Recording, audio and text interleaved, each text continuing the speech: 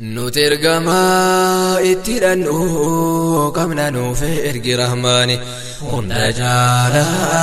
ارجما كرو الزماني نترجما اتلانو قمنا نوفي ارجي رحماني ونجالا ارجما كرو الزماني إرجما هند جالار غني ربي را نغافي رحمني هاجرات سانرا إرجما ينسي جني أشرف خلق را قرآن تبوس خالقني سميرا مخلوق ترغتي إنسي في جني كونو دين ساني دغاغي دچيرا قوما كينيا سيني بكيله قلبيرا ينيو يومبل سودان ده اجرا قاما كينيا سولي جران همبدو بركيداني هندا جالا ارغما حكر الزمان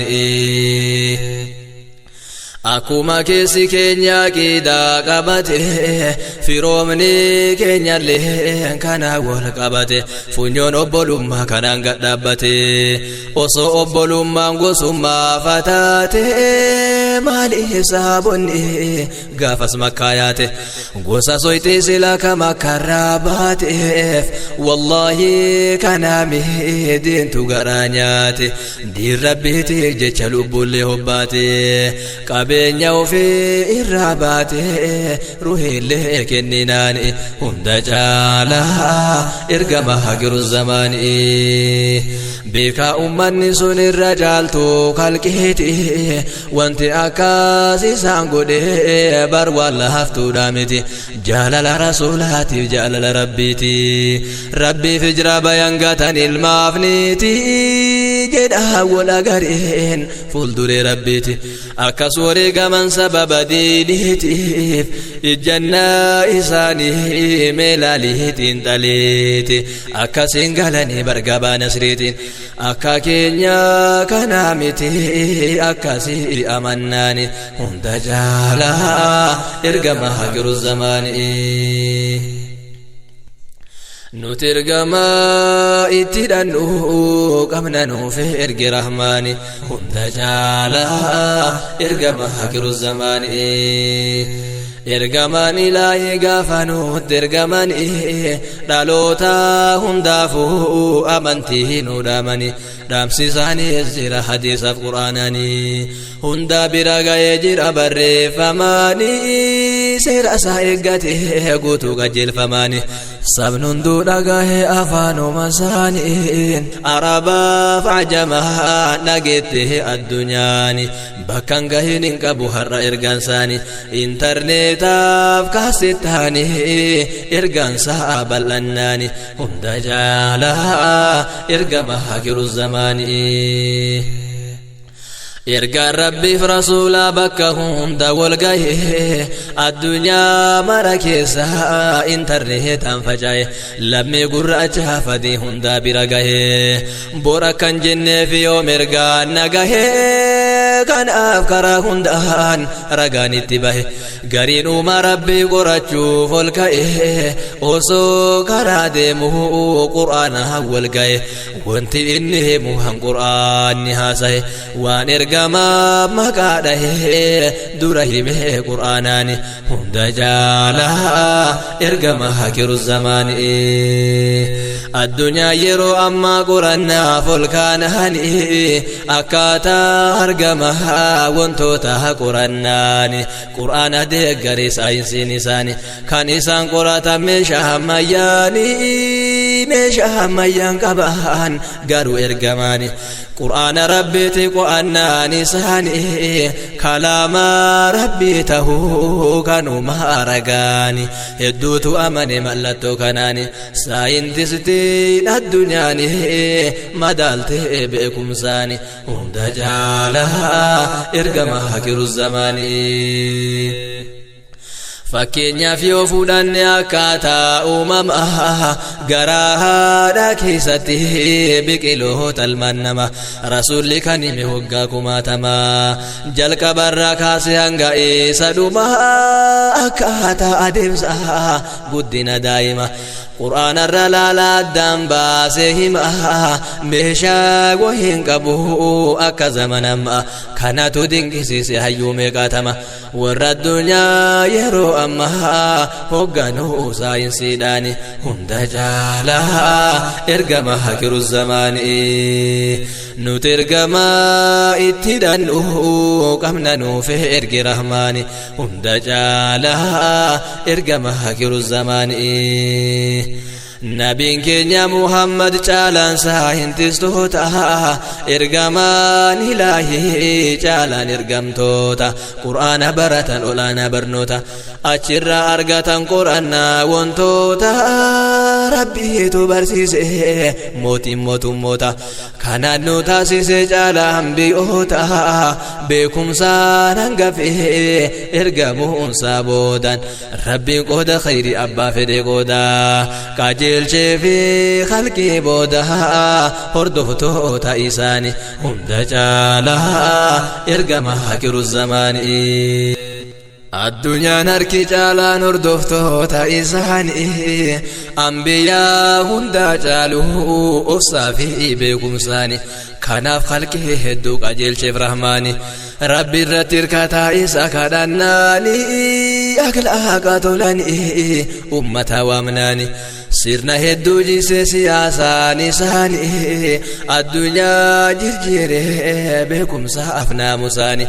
yoomiyyuu shaaramul ala hangoonsaanii bakka hundaa maqaan isaanii lallabaa ma'azaaniin hunda caalaa ergama hakiru zamaanii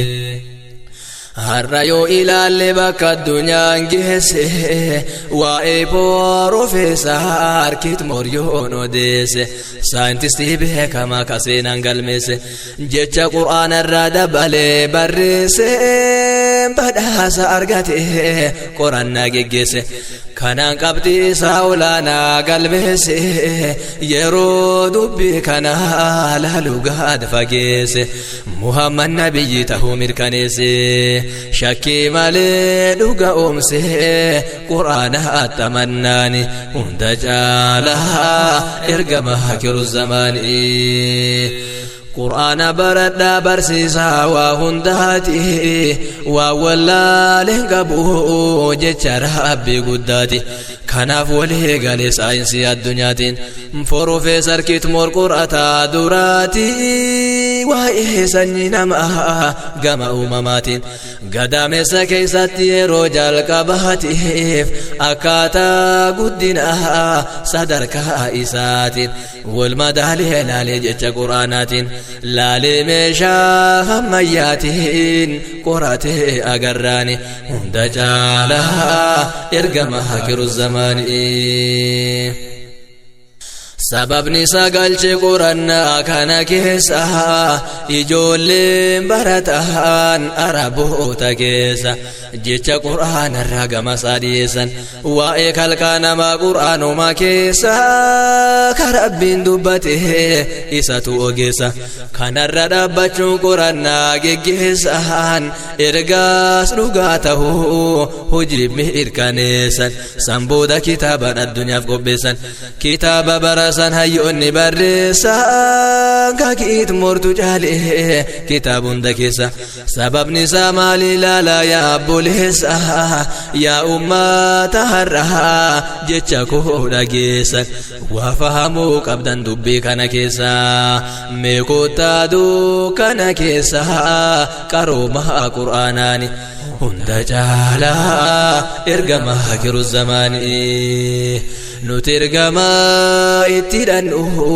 qabna nuuf ergi rahmaani hunda caalaa ergama hakiru zamaanii Qur'aanni teknooloojiidha bal'ifne qorannaani amantiidhaaf jenne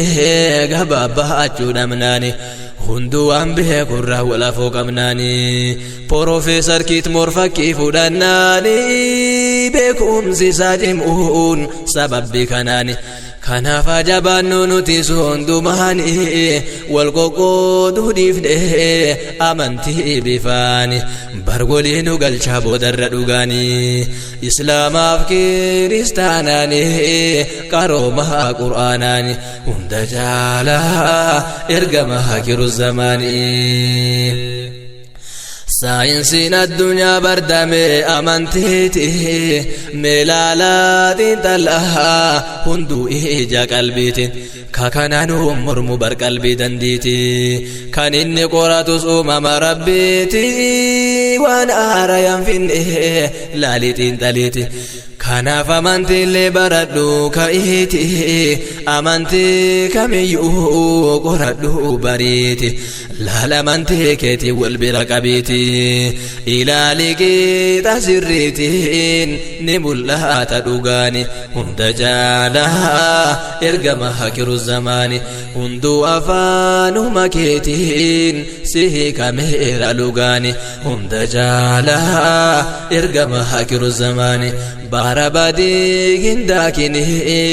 ifa malee dukkanaani hunda jaalaa ergama hakiru zamaani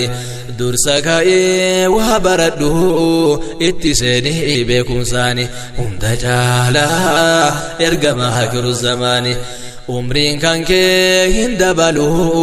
ni dhumata guyyamaani hunda jaalaa ergama hakiru zamaani mee daddafee usaamadhu hin taa'ini kufrummaani hunda jaalaa ergama hakiru zamaani addunyaallee ni hukaatee as qajeeltee qiyaamaani hunda jaalaa ergama hakiru zamaani wallaala keessa sidhiitee guuta bi'in jahannamaani hunda jaalaa ergama hakiru zamaani ufii isaatee si qajeelchee si haa milkeessu rahmaani hunda jaalaa ergama hakiru zamaani